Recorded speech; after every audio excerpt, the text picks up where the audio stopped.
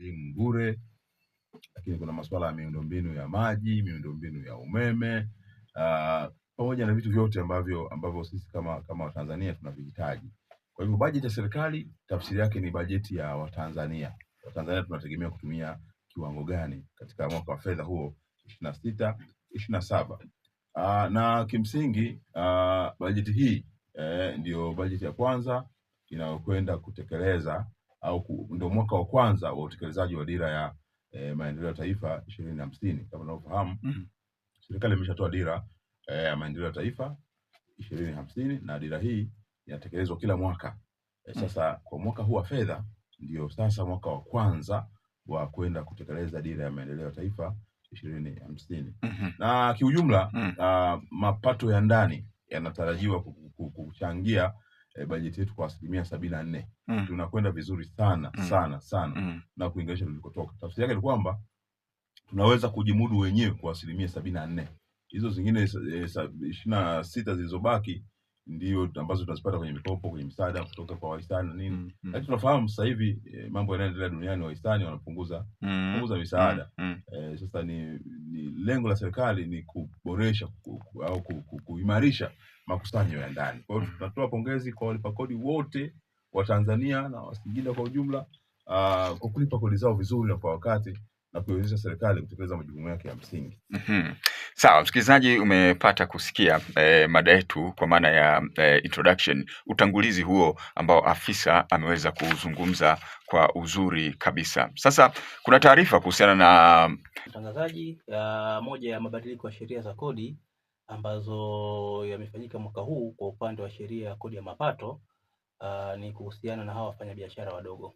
Lengo la serikali ni kuhakikisha kwamba hawa wafanyabiashara wadogo wanafanya biashara iwe rasmi, wanatambulika rasmi, na siku zote ili uweze kuendelea ni lazima urasmishe biashara yako na uweza kuendelea. Sasa katika kuliona hilo, serikali imeona kwamba wale wafanyabiashara ambao tunasema kwa mara ya kwanza wanasajili kupata tini ya biashara kwa mara ya kwanza, basi wale watapata unafuu wa muda wa miezi 12.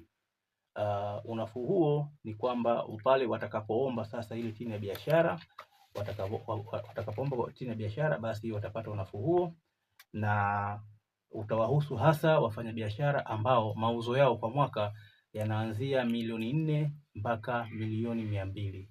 Tunaangalia mauzo yao ya kuanzia milioni 4 mpaka milioni 200. Hawa basi wataomba kielektronikali na kuthibitisha kwamba wao ni wafanyabiashara ambao ndio wanaomba kwa mara ya kwanza. Kwa hiyo wakishafanya hivyo, maana yake sasa wataingia katika wigo wa TRA na kuhakikisha kupata huo unafuu wa miezi 12. Lakini una masharti ya kupata huo unafuu. Kwanza ndio wanaomba, alafu sasa watatakiwa watunze kumbukumbu zao zile za biashara kwa muda wote wa miezi 12.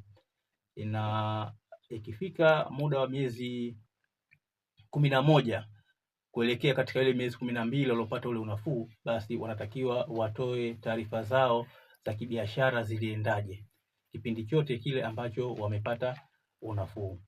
Na unafuu huu hauwezi ukahamishwa kutoka kwa mtu mmoja kwenda kwa mtu mwingine, kwa maana kwamba anapata yule aliyeomba kwa kipindi kile kwa mara ya kwanza. Ndio kiwango cha mauzo kinachostahili kutumia mfumo wa kodi ya makadirio kwa mfanyabiashara binafsi wadogo wameongezwa kutoka shilingi 100 hadi shilingi milioni 200 kwa mwaka.